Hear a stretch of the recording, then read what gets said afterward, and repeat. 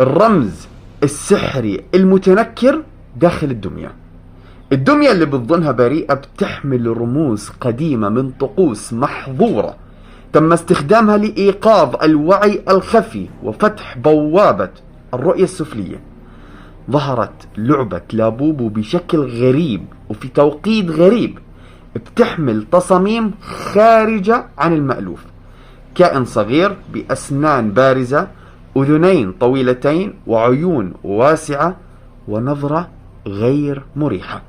لكن الغريب حقا هو أنه هاي الأوصاف تطابق وصف كائنات استحضرت في طقوس سحرية عبر التاريخ، مثل الحضارات المفقودة مثل الكلتيك، قبائل الشمال، وطقوس سحر القمر الأسود.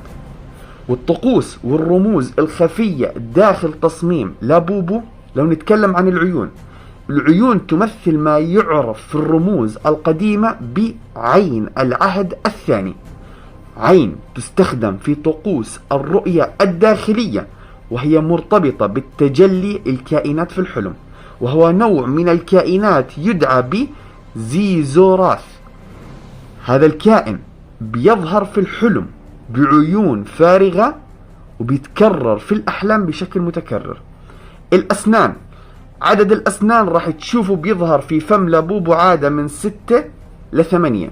هذه الأرقام ليست عبثية، بل مرتبطة برمز قديم يدعى سيغلام ديتو، وهو ختم سحري كان يستخدم لإغلاق أو فتح بوابات الرؤية بين الطفل وعالم اللاواقع، وهي مساحة